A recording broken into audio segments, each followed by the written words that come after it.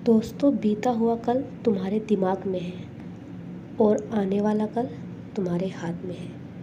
तो चलिए इसी पॉजिटिव थॉट के साथ आज अपने दिन की शुरुआत करते हैं। हेलो एवरीवन, कैसे हो आप सभी? आई होप आप सभी अच्छे होंगे। Good morning friends.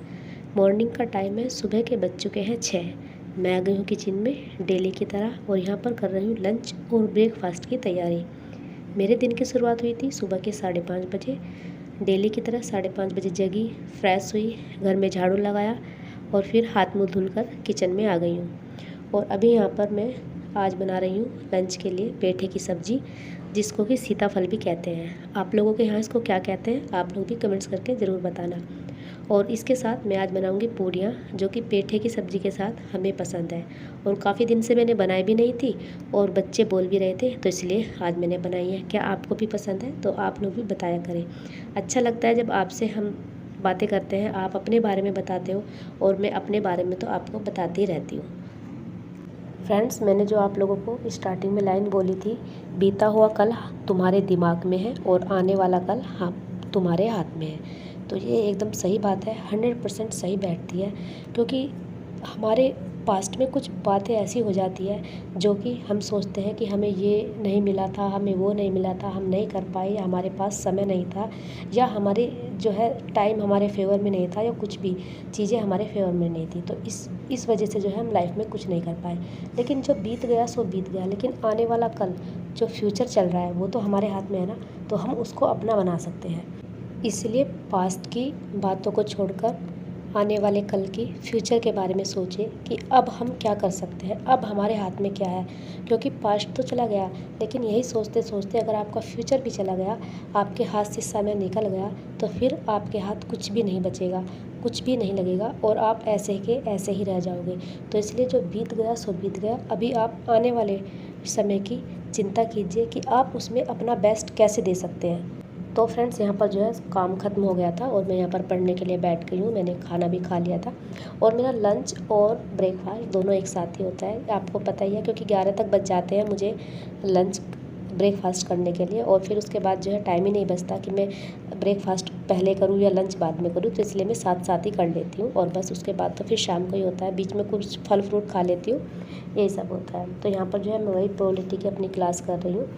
और आप सबके लिए, मेरे लिए, जितने भी हम सारे एस्पिरेंट हैं उन सब के लिए गुड न्यूज़ है। वैसे आपको पता चल ही गया होगा कि ARO वाले एग्ज़ाम की डेट आ चुकी है, कैलेंडर आ चुका है आयोग का। यूपी PCS की डेट भी जो है दोबारा से डिक्लेयर हो चुकी है। तो यूपी PCS का तो होगा 27 अक्टूबर को एग्ज़ाम, और हमारा ARO वाला एग्ज़ाम होने वाला है 22 दिसंबर को। तो इसलिए काफ़ी सारा टाइम है, 6 मंथ का हमें जो है टाइम मिल चुका है। तो उस समय का अब अच्छे से यूटिलाइज़ करना है, पूरी जी जान लगा देनी है, क्योंकि लाइफ ने एक मौका और दिया है, इसे हमें गंवाना नहीं चाहिए। जितना अपने से हो सकता है हम उतना करें।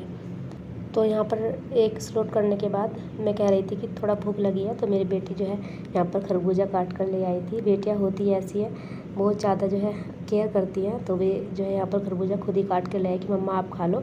मुझे लगता है बेटे इतने सपोर्टिव नहीं होते जितनी बेटियाँ होती हैं। बेटियाँ बहुत ज़्यादा केयर करती हैं अपने पेरेंट्स की और अपने छोटे भाई की भी। मेरी बेटी बहुत ज़्यादा केयर करती है युवान की। और यहाँ पर ये देखिए बनाई है इसने ड्राइंग, और वो भी अपनी सिस्टर की, यानी कि कनिका की ड्राइंग इसने बनाई है और फिर उसकी पिक ले रहा है तो अच्छी बनाई है। वैसे मुझे भी हंसी आ रही थी इसको देखकर, तो मैंने इसको कैमरे में कैप्चर कर लिया। और कनिका से बोल रहा है कि मैंने तेरी पिक बनाई है तो मैं इसका ना फ़ोटो लूँगा। वैसे दीदी बोलता है हमेशा, कभी भी आज तक इसने, मेरे बेटे ने जो है नाम नहीं लिया है मेरी बेटी का कनिका, वो हमेशा दीदी कहता है। अभी यहाँ पर मैं सेकंड स्टडी स्लॉट अपना करने के लिए बैठ चुकी हूँ और आज मैंने ले लिया है हिंदी वाला पोर्शन, क्योंकि मैं GS की तैयारी ही करती रहती हूँ और हिंदी वाले को मैंने काफ़ी दिन से जो है इस बुक को नहीं उठाया था। तो फिर आज मुझे लगा कि चलो आज इसको पढ़ लेते हैं, क्योंकि हिंदी वाला भी ऐसे नहीं छोड़ सकते। देखो चीज़ें तो हमें सारी ही कवर करनी होंगी, और बस थोड़ा सा हम ले जाते हैं ना हल्के में चीज़ों को कि हो जाएगा, ये तो इजी है। जैसे हिंदी वाला पोर्शन हमें ही इजी दिखाई देता है, तो इस वजह से।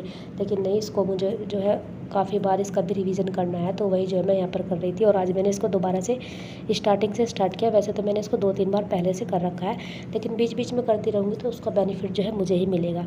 तो यहाँ पर मैं जो है बोल बोल कर आज अच्छे से याद कर रही थी, क्योंकि वही बच्चों वाली ट्रिक ना, बोल बोल कर याद करने से मैंने भी देखा है कि जल्दी से याद हो जाता है। तो इसलिए आप लोग भी कोशिश करके देखना कि आपके ऐसे ज़्यादा याद होता है या फिर बोल बोल कर याद करने से ज़्यादा होता है। और अभी हमारे पास 6 महीने का टाइम है, जो कि काफ़ी है, क्योंकि इस टाइम में भी हम ये नहीं कह सकते कि हमें टाइम नहीं मिला या जल्दी एग्ज़ाम हो गया, फिर तो हमारे ही बहाने होंगे अगर हम अब भी ऐसा बोलेंगे। ये तो बहुत अच्छा हुआ कि एग्ज़ाम पोस्टपोन हुआ, दोबारा से मौका मिला। अब देखो, जो मेहनत करेगा वही क्वालिफाई कर पाएगा, और ऐसे मौके बार बार नहीं मिलते, तो इसलिए इसको अच्छे से यूटिलाइज़ करना है।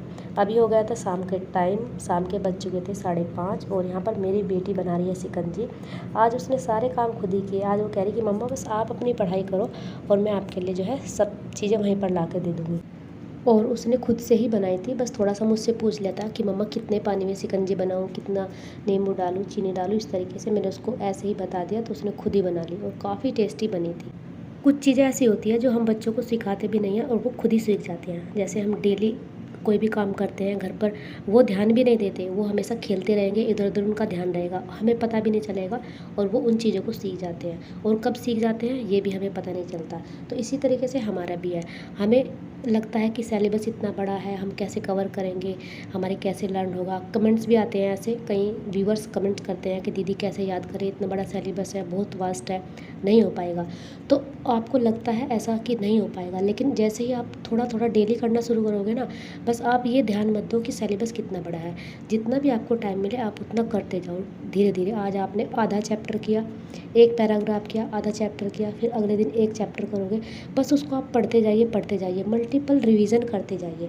आपको पता भी नहीं चलेगा आप कब में को उसको जो है याद कर जाओगे, तुम्हारे दिमाग में जो है इस तरीके से बैठ जाएगा कि फिर कभी भूल ही नहीं पाओगे। तो यही होती है एक ट्रिक लर्न करने की। और आप सोचोगे कि एक दिन में मैं सब कुछ कवर कर लूँ, तो ऐसा नहीं होता है। तो अभी जो है मेरे हस्बैंड आ गए थे ऑफिस से, मैं बना रही थी कपड़ों की तह यहाँ पर, जो धोए थे मैंने, फोल्ड कर रही थी उनको, और बस यहाँ पर जो है उनसे मैं बातें कर रही थी कुछ। आज जो है आपको पता ही है कि आज चुनाव के नतीजे आए थे, तो बस उन्हीं पर जो है ऑफिस से आने के बाद हम दोनों की चर्चा हो रही थी किसको कितनी सीट मिली। तो वही सब, हमें गवर्नमेंट कोई भी बने, लेकिन जो बने बस ये है कि देश का विकास करे और रोज़गार के अवसर प्रदान करे, हमें बस इतना ही चाहिए होता है, और कुछ नहीं चाहिए होता है। और बच्चे जो है इस टाइम चले जाते हैं बाहर खेलने के लिए, क्योंकि पूरा दिन मेरे बच्चे कहीं नहीं जाते, घर पर ही रहते हैं, तो अभी वो बाहर खेल रहे हैं। और आज मेरे बेटी की कनिका की फरमाइश थी कि मम्मा शाम को ना हलवा बना देना, तो उसी के कहने से जो है मैंने आज हलवा बनाया, उसका काफ़ी मन था। तो और आज मेरी बेटी ने मेहनत भी बहुत ज़्यादा की थी, मेरे लिए बहुत कुछ किया था, तो उसकी फरमाइश पर आज मुझे बनाना ही था। तो आज के वीडियो को यहीं पर एंड करूँगी, आपसे फिर मिलूँगी, तब तक के लिए bye bye and take care.